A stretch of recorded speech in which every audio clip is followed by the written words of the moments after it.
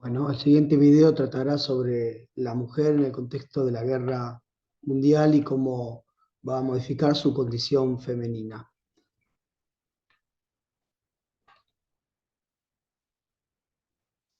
Como aparece aquí, bueno, la guerra mundial que empieza a partir de 1914, la Primera Guerra Mundial, va a tener un muy fuerte impacto sobre la estructura social, ¿no? Esto fundamentalmente porque la guerra se creía que se iba a extender durante menos tiempo, se pensaba que iba a durar apenas 2 meses, se extendió muchísimo más tiempo y además se trató de una guerra muy cruenta donde muchos soldados mueren en el frente de batalla y por lo tanto, ante el nacionalismo que había en ese momento, los hombres civiles se van a alistar y van a ser reclutados para ir a la guerra.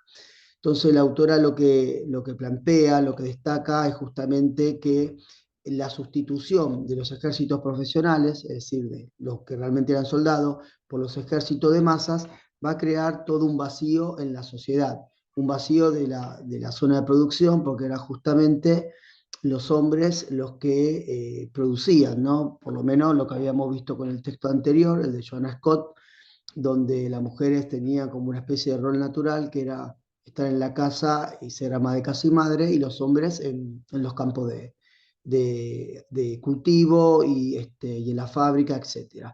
Pero ante el contexto de la guerra se vuelve esto un poco más inusitado y por lo tanto hay un vacío de producción que solamente las mujeres van a poder ocupar. Ese vacío de producción hace de que las mujeres se transformen en jefe de familia, dirigen la explotación agrícola, van a dirigir también lo que tiene que ver con la empresa comercial e industrial, y son las mujeres las que logran, y por las mujeres se logra asegurar, por un lado, la subsistencia familiar, que antes la tenía que asegurar el hombre, y además son las que logran sostener a los países, digamos, cada uno de sus países en la guerra. Algunas de las actividades femeninas provocan un cambio muy importante, ¿no? Lo que sí se va a establecer, por ejemplo, es que durante la guerra los salarios de los hombres y las mujeres van a ser iguales.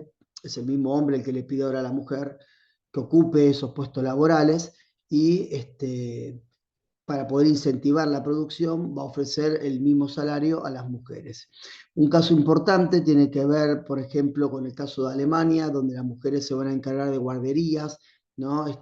Sobre todo para poder cuidar a los niños huérfanos y demás, como también lo que tiene que ver con la distribución de comida, el abastecimiento de alimentos.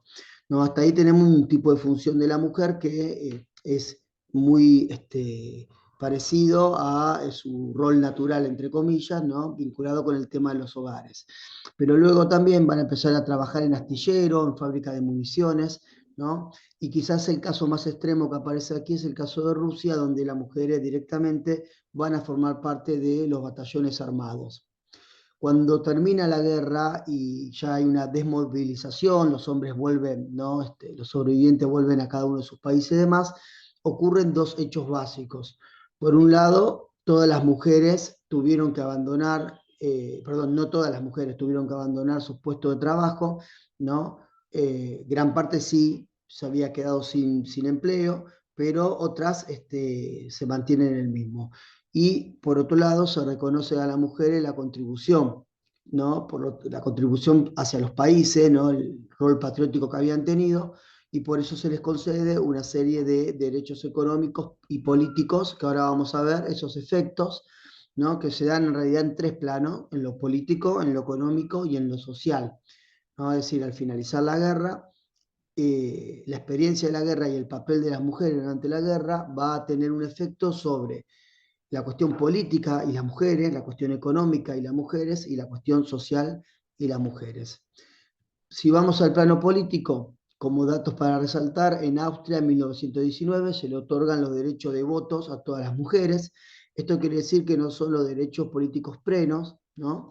Porque derechos políticos plenos implican que van a poder votar, pero también, o el derecho al sufragio, pero también pueden postularse, no pueden ser elegidas. Ese es el caso de Estados Unidos, Rusia y Polonia, que ahí sí van a obtener los derechos políticos plenos, siempre en el año 19. En Bélgica, en cambio, el voto va a ser concedido solamente, el voto a las mujeres va a ser concedido solamente cuando este, el marido haya muerto, ¿no? Cuando hay un soldado muerto es como que se transfiere el voto a la mujer, que eso va a provocar un levantamiento importante de mujeres que habían contribuido con su país durante la guerra y que, bueno, su marido había vuelto de la guerra y no le concedían esos derechos políticos. Finalmente, en el caso de Francia, Francia va a rechazar ofrecer esos derechos políticos a las mujeres, que recién lo van a obtener cuando está casi finalizando la Segunda Guerra Mundial en 1944. En el plano social, que puede parecer secundario, pero realmente es muy importante, empieza a surgir después de la guerra una sociedad que se llama sociedad mixta. Esto quiere decir de que las mujeres van a tener como cierta paridad con los hombres en lo que respecta al ámbito público, ¿no?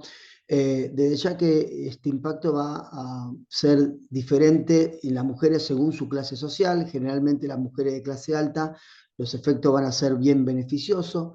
Eso se aprecia, por ejemplo, en el vínculo entre hombre y mujer, ¿no? En el matrimonio y en las relaciones sexuales. Por ejemplo, lo que se observa es que hay un 30% de incremento de los hijos ilegítimos. Esto quiere decir que antes era como una especie de vergüenza para la mujer si no estaba casada y demás, tener un hijo por fuera del matrimonio. Ahora parecería que se empieza a romper esto y esos hijos, entre comillas, legítimos porque no están dentro de la ley, aparecen ahora aceptados. Y lo que quizás es más impactante, ¿no? Que hay un registro de aumento de los divorcios de un 300%, de los cuales estos divorcios son impulsados fundamentalmente por las mujeres, que muestran un poco ahí sí la relación entre el hombre y la mujer, cómo ha empezado a variar, ¿no? La mujer que no podía tener estos tipos de decisiones y demás, ahora comienza a modificarse. Sin duda lo que empieza a haber es, como dice ahí, un cambio de mentalidad dentro de la sociedad que va a ser gradual, desde luego, y que continúa hasta el día de hoy, pero que, por ejemplo, ese cambio de mentalidad va a permitir la conquista de la libertad total de la mujer en cuanto al espacio público. Esto implica que puede circular libremente. Había muchos lugares que, por ejemplo, no sé, plazas o cines, que las mujeres podían asistir acompañadas por un hombre, no solas, ¿no? Esto se va a romper.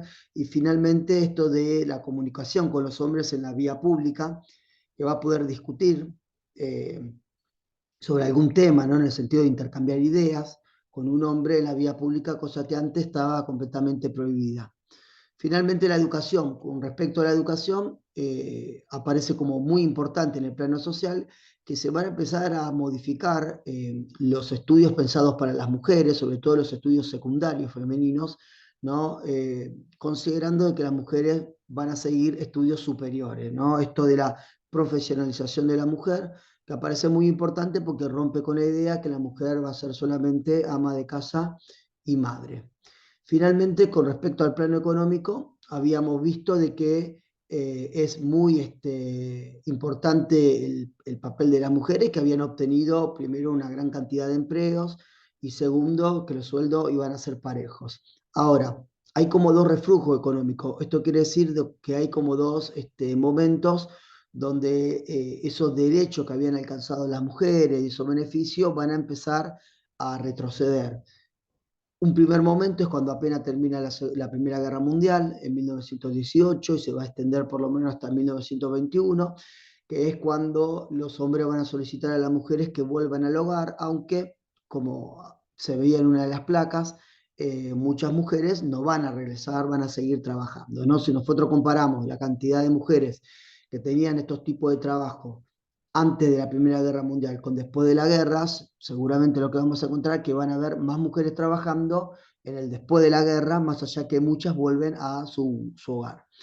Y un segundo momento que va a haber un reflujo económico para las mujeres, una pérdida de estos derechos, va a ser en 1929 al 1933, que es cuando ocurre la gran crisis económica mundial de los años 30, ¿no? Que esto empieza en Estados Unidos y se desparrama por todo el mundo, y donde la elevada cifra de desempleo que va a tener esa crisis va a ser de que se tome la decisión por parte de empresarios, políticos y demás, que si hay que despedir personas, el que se despida sean las mujeres y no los hombres, porque se consideraban de que la mujer que estaba trabajando seguramente tenía algún hombre, padre, marido y demás, que se encontraba trabajando.